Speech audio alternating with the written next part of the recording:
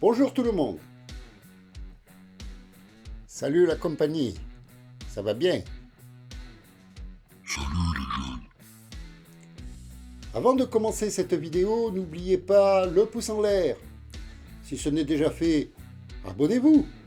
C'est gratuit, ça n'engage à rien. Et puis aussi activez la cloche, comme ça vous serez averti des prochaines vidéos.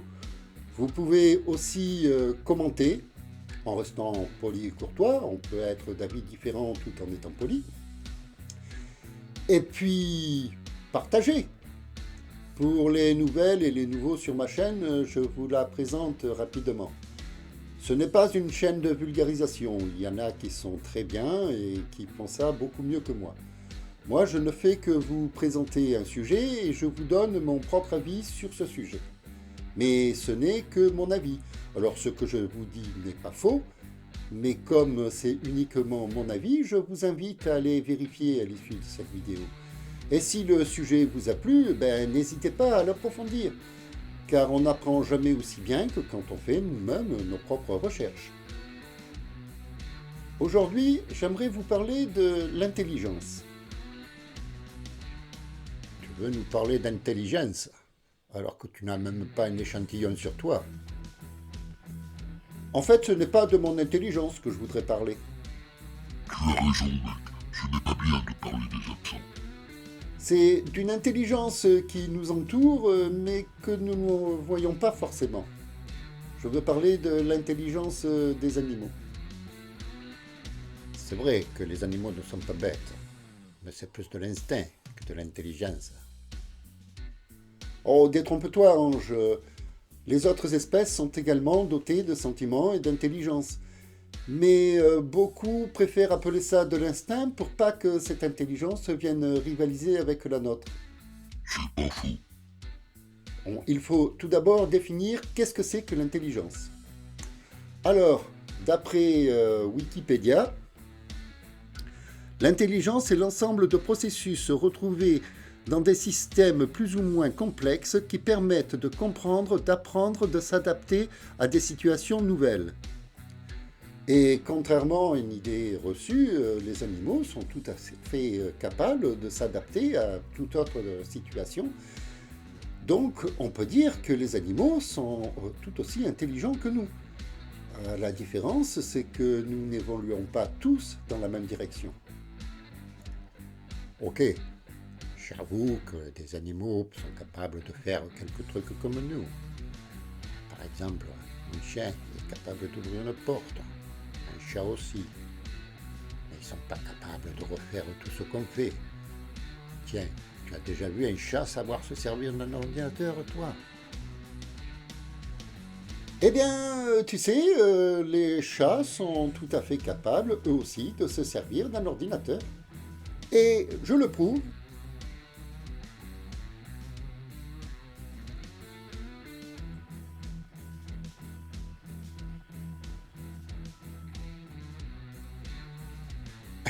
Parce que tu trouves que c'est savoir se servir d'un ordinateur, ça. Eh bien, nous n'avons pas les mêmes priorités. Alors eux, ils ont trouvé une utilisation de cet appareil qui leur est propre. Ce n'est pas la même que nous. Ça ne veut pas dire qu'ils ne soient pas plus que nous capables d'utiliser quelque chose qui est à leur portée. En fait, on a tendance à dire qu'un animal est intelligent lorsqu'il fait la même chose que nous. Mais nous ne sommes pas les maîtres étalons de l'intelligence.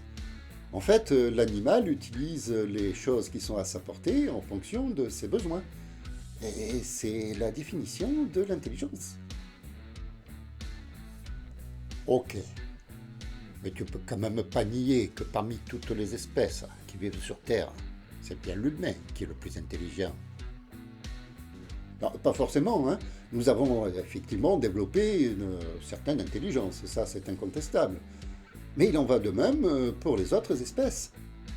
Ce qu'il y a, nous n'allons pas tous dans le même sens. Développe, mec.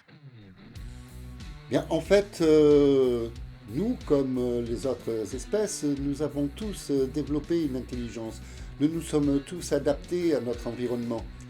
Mais nous n'avons pas les mêmes besoins, nous n'allons pas tous dans la même direction. C'est pour ça que on compare trop souvent les animaux par rapport à notre développement alors qu'ils se sont développés tout autant que nous.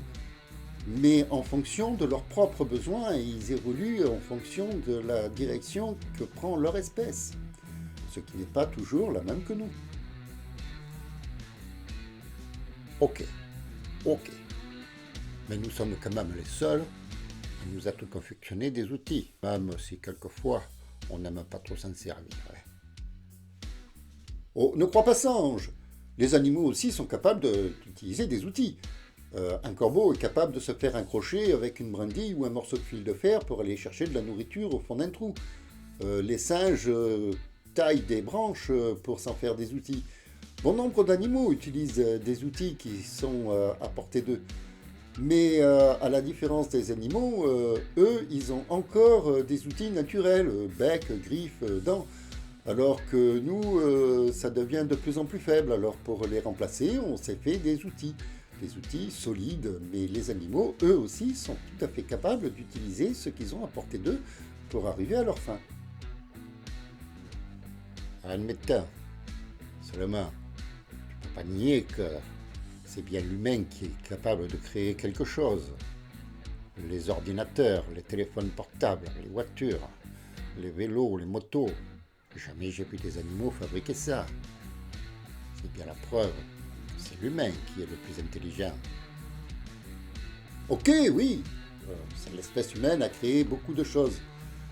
Mais personnellement, je ne suis pas capable de fabriquer un ordinateur, ni une voiture, une moto, un vélo. Je sais l'utiliser, oui, comme tout le monde. Mais comme bon nombre de mes congénères, je ne suis pas capable de le fabriquer. Même quelque chose d'aussi simple qu'un verre. Est-ce que tu serais capable de partir d'un tas de sable pour en fabriquer un? Non. Oh oui, bien sûr. Individuellement, on ne sait pas faire beaucoup de choses. Mais tu ne peux pas nier que c'est bel et bien l'humain qui a construit tout ce qu'on trouve sur la planète. Ce n'est pas les animaux qui l'ont fait. Oh non, Ange, nous ne sommes pas les seuls. Regarde les oiseaux, ils font des nids qui sont très complexes. Un castor est capable de construire un barrage en calculant le débit d'eau pour pas que ça ébranle la structure. Prends les termites. Elles font des villes entières, ainsi que les fourmis. Non, nous ne sommes pas les seuls. Mais nous sommes partis dans une direction, et les autres espèces sont parties dans leur direction. Alors il ne faut pas comparer ce que nous sommes capables de faire avec ce que eux sont capables de faire. Parce que je te mets au défi de construire un nid ou un barrage comme un castor, par exemple. Là, tu marques un point. Ok, mais nous, les humains, nous avons développé le langage. Le chien aboie, le chat miaule, l'oiseau chante, la fourmi micro-ondes. Bon, ne crois pas ça, les animaux aussi ont leur langage. Et même quelquefois très complexe, prends les corbeaux, ou même les chats, les chiens, ils ont un langage qui leur est propre. Ils se comprennent entre eux, chose que nous avons peut-être du mal à faire. Mais il faut être attentif et observateur. Et leur langage, comme autrefois pour nous, est relativement local. À une centaine de kilomètres d'ici, le langage sera différent. Mais c'était le même cas autrefois, avant qu'on se déplace beaucoup plus vite. Nous avions des langages différents d'une région à l'autre.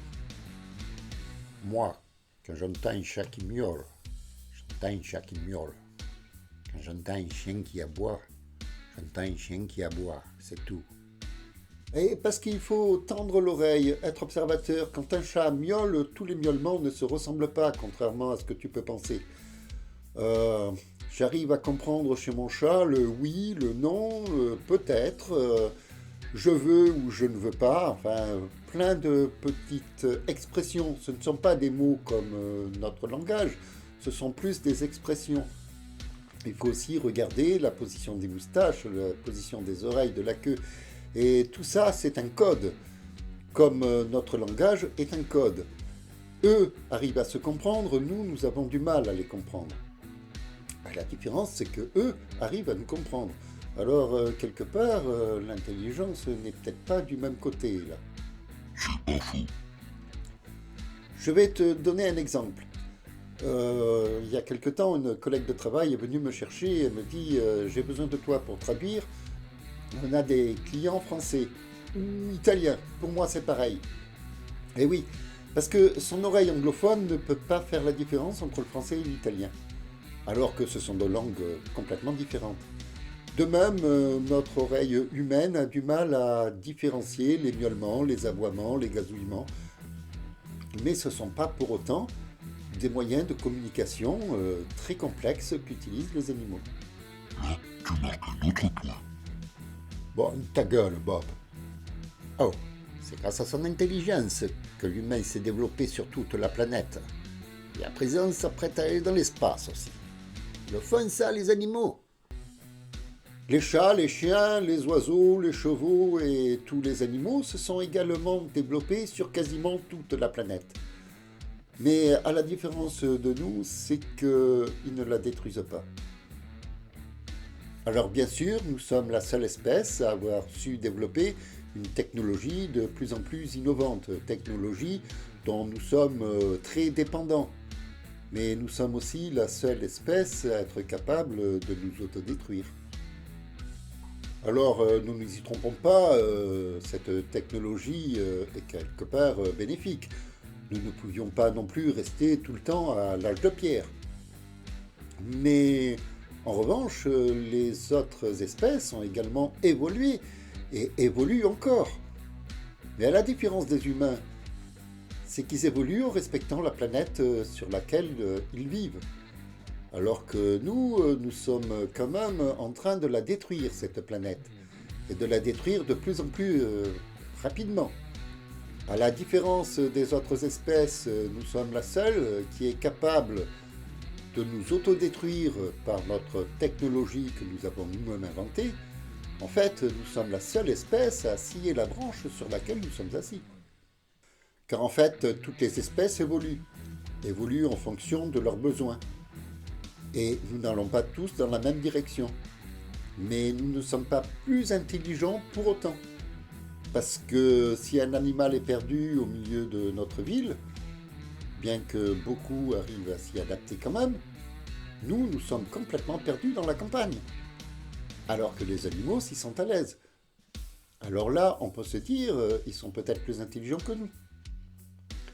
Bien sûr, ils n'ont pas créé de fusée pour partir dans l'espace. Mais en ont-ils vraiment le besoin ? Eux, ils ont su s'adapter à leur planète et la sauvegarder. Mais qui suis-je pour donner des leçons ? Je ne suis ni un scientifique et encore moins un expert sur le sujet. Je ne suis qu'un mec qui se pose des questions, qui cherche des réponses. Je regarde autour de moi et je m'aperçois qu'effectivement les animaux sont très intelligents. Beaucoup plus que ce qu'on peut le penser. Ils ne rivalisent peut-être pas avec les humains, mais on ne peut pas rivaliser avec eux non plus. Perdu dans la nature, un animal se débrouillera, un animal domestique un peu moins, et nous, pas du tout. Alors, souvent, on aurait des leçons à apprendre des animaux. Enfin, quoi qu'il en soit, ce que je vous dis n'est que mon propre avis.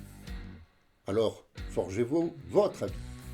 N'hésitez pas à vérifier tout ce que je vous ai dit, n'hésitez pas à aller approfondir, à vous remettre en question si nécessaire, mais gardez toujours cet esprit critique qui vous empêche de croire n'importe quoi.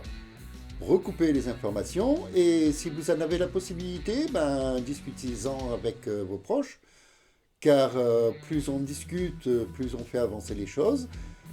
Mais quoi qu'il en soit, que votre avis soit votre propre avis. Ne prenez pas l'avis de quelqu'un d'autre. Forgez-vous le vôtre. Eh bien, c'est le moment de nous quitter. Mais avant de partir, n'oubliez pas de liker, partager, commenter, en restant poli et courtois. Et pour ceux qui ne sont pas encore abonnés, n'hésitez pas, c'est gratuit. Et activez aussi la cloche. Comme ça, vous serez averti de la sortie des prochaines vidéos. Allez, salut la compagnie. Et ne vous explosez pas trop le cerveau à écouter cet escogriffe. À la prochaine vidéo et revenez nombreux.